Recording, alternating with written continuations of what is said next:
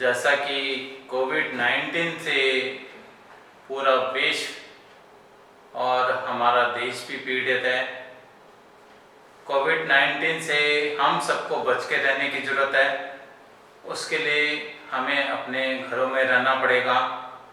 बाहर निकलेंगे तो कहीं से भी कोरोना का हमला हमारे ऊपर हो सकता है और हमें इससे बचना है।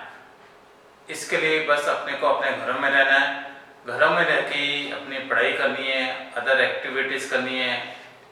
पढ़ना ज़्यादा है, पढ़ना मस्ट है, क्योंकि अपने एग्ज़ाम आने वाले हैं और उसमें अपने को अच्छे नंबर लेके पास होना है, अच्छे नंबर लाने हैं।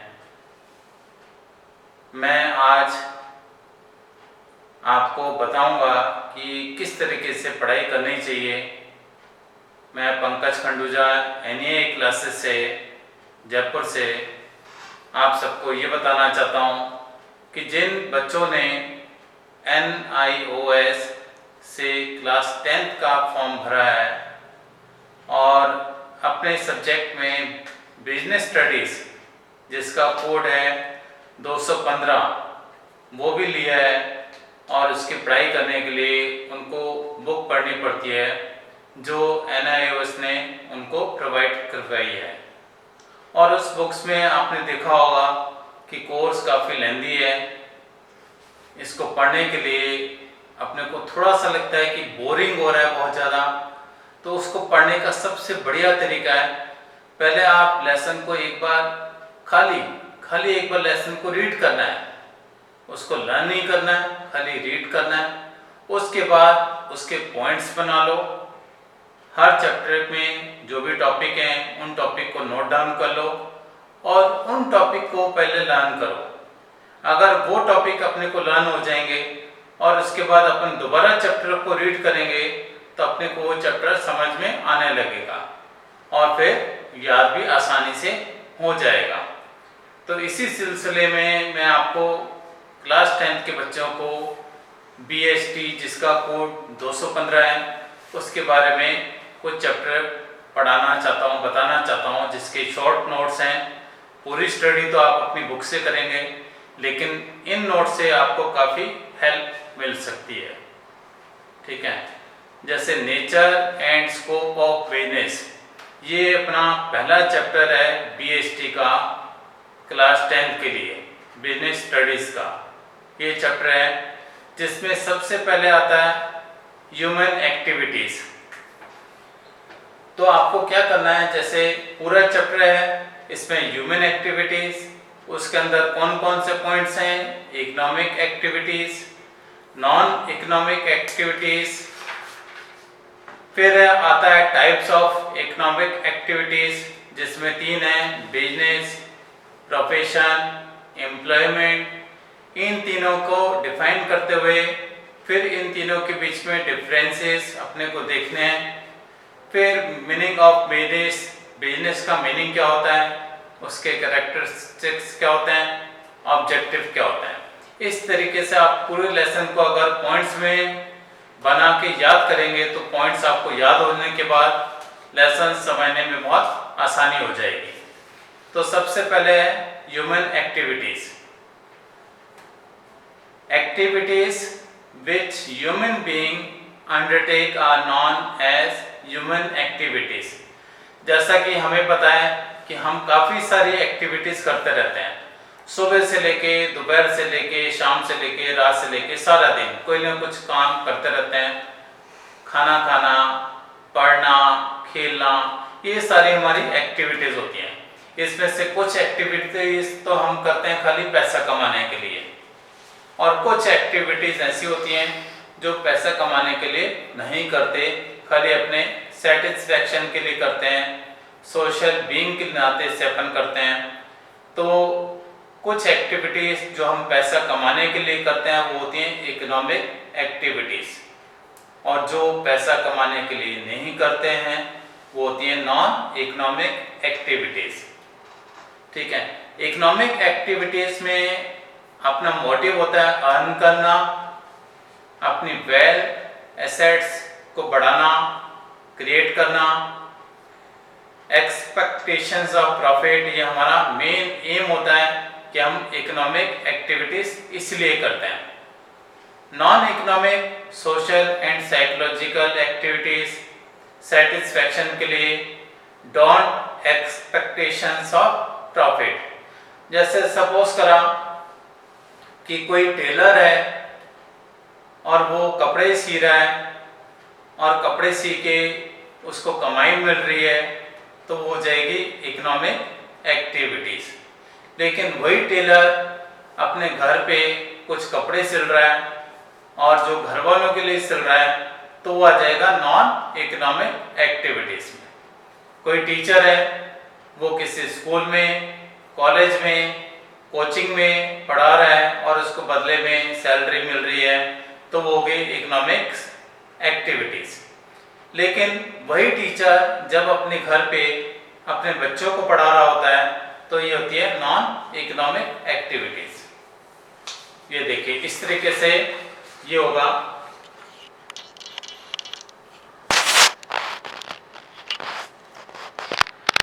ये इसमें नोट्स बने हुए हैं, ये आप देख सकते हैं। फिर आता है उसके बाद टाइप्स ऑफ इकोनॉमिक एक्टिविटीज, यानी अपन कमाने के लिए, पैसा कमाने के लिए, अपनी अर्निंग के लिए कुछ एक्टिविटीज करते रहते हैं जो इकोनॉमिक एक्टिविटीज होती हैं। अब अपन कैसे कैसे कमा सकते हैं? बिजनेस से, प्रोफेशन से, एम्प्लॉयमेंट से। बिजनेस क्या होता है? An occupation in which goods and services are produce, sell and purchase for money.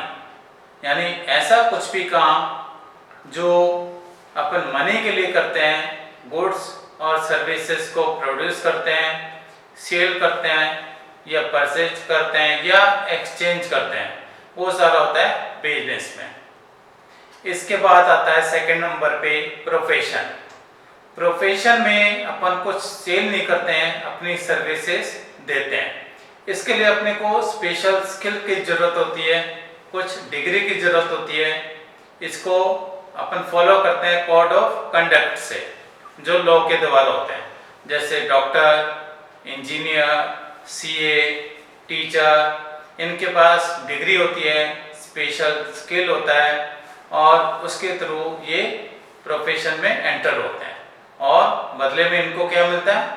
Fees मिलती है। ये अपनी सर्विसेज देते हैं और इनको फीस मिलती है।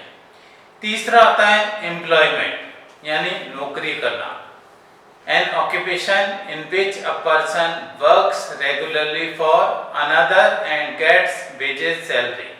यानी एक पर्सन जो दूसरे के लिए काम करता है और बदले में उसको सैलरी मिलती है, वेजेस मिलते हैं, वो होता है एम्प्लॉयमेंट, यानी रोजगार, नौकरी। ये सरकारी भी हो सकती है और प्राइवेट भी हो सकती है। अब इन तीनों में अपन डिफरेंस देखते हैं, बिजनेस में, प्रोफेशन में और एम्प्लॉयमेंट में, उनके नेचर के हिसाब से। तो बिजनेस में supply of goods and services, ये इसका नेचर है।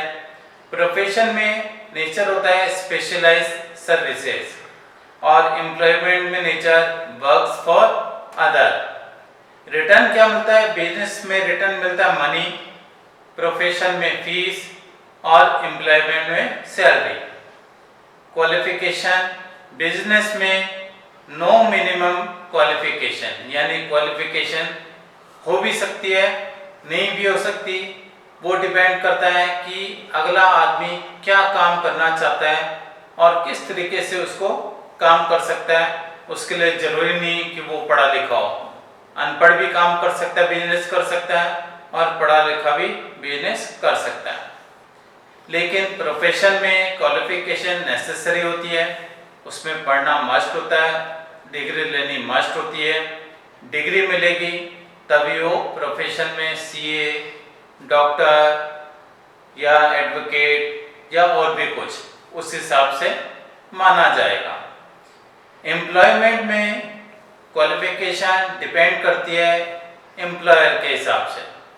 ये एम्प्लॉयर चाहता है मुझे 8th पास लड़का चाहिए, 12th पास लड़का चाहिए, बीए पास चाहिए, एमबीए पास चाहिए, तो तो अपने को उतना पढ़ना पड़ता है।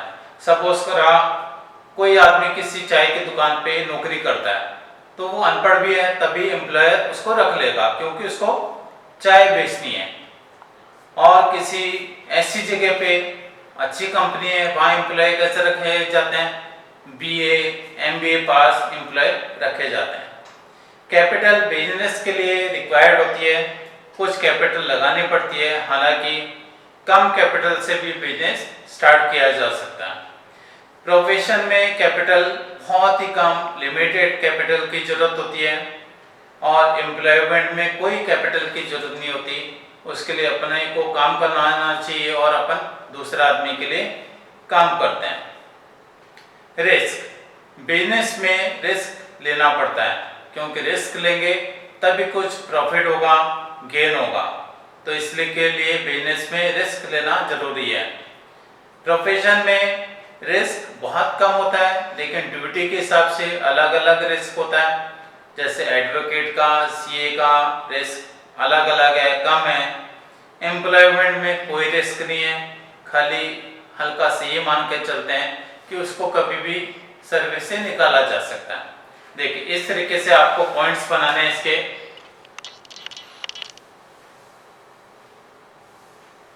अगर ये पॉइंट्स आपको भी चाहिए तो आप मेरे नंबर से मुझसे कांटेक्ट कर लेना, मेरा चैनल सब्सक्राइब कर लेना, जिससे कि आपको ये नोट्स मिलते रहेंगे। इनको मैं PDF के फॉर्म में आपको दे सकता हूँ, और नहीं तो आप खुद भी अपने बना सकते हो।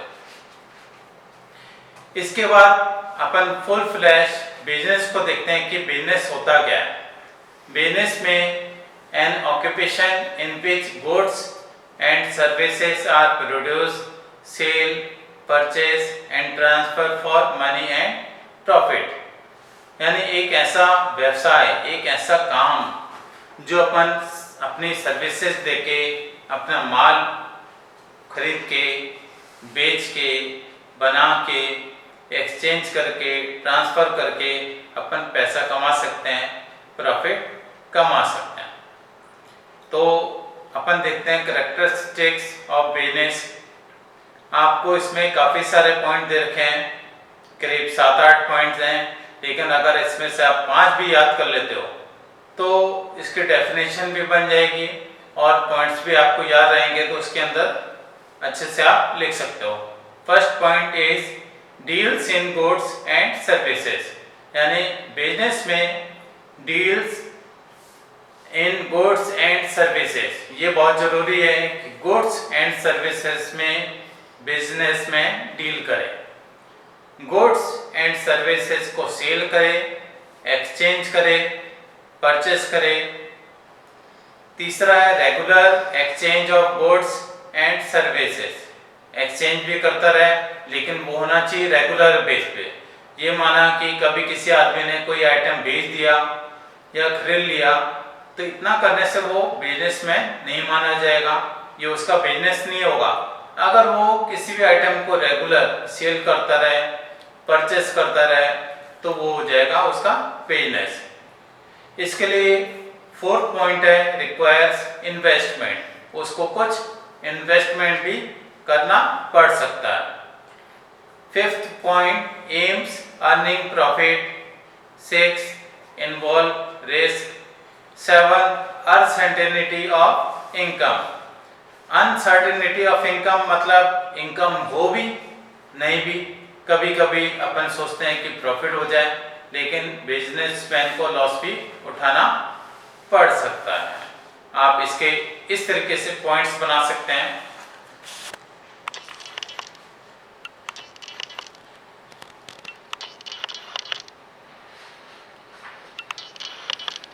उसके बाद आता है objectives of business.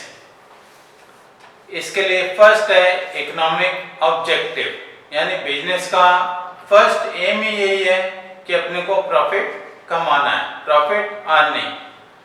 Creation of customers, customers को क्रिएट करना, कस्टमर को बनाना। Continuous innovations. Best possible use of resources, जो भी अपने पास रिसोर्सेस हैं उनका अच्छे से अच्छा यूज करना, ये होता है इकोनॉमिक ऑब्जेक्टिव। इसमें 4 पॉइंट्स मैंने बताए, आप और भी याद कर सकते हो बुक में से। फिर है सोशल ऑब्जेक्टिव, समाज के लिए, सोसाइटी के लिए। सोशल अपन क्या कर सकते हैं, एक बिजनेस क्या कर सकता है, production and supply of quality goods and services, यानी अपने को सोसाइटी को जो भी सामान देना है, गुड्स देने हैं, सर्विस देने हैं, उसकी क्वालिटी बहुत ही बेस्ट रखनी होगी, अच्छी रखनी होगी। उनको ऐसा नहीं कि घटिया माल दे दें, घटिया माल बना के बेच दें, ऐसा नहीं करना चाहिए। Fair trade practice, contribution to welfare, welfare में कंट्रीब्यूशन करना। ह्यूमन ऑब्जेक्टिव, कुछ इंसानियत का कर्तव्य भी है बिजनेस का, जैसे economic wellbeing of the employees, अपने एम्प्लॉइज का ध्यान रखना, वेलबींग उनके लिए अच्छा करना। Social and psychological satisfaction of employees, development of human resources. फिर है देश के लिए, नेशन के लिए, national objective, employment, promotion of social justice, contribution to the revenue. Global objective, raise standard of living, यानी स्टैंडर्ड ऑफ लिविंग बढ़ाना। Make available globally competitive goods, ये भी अपने को करना होगा। इस तरीके से आप पॉइंट्स बता सकते हैं। बाकी मैं आपको नेक्स्ट क्लास में और बताऊंगा कैसे कैसे आप इसको कर सकते हैं।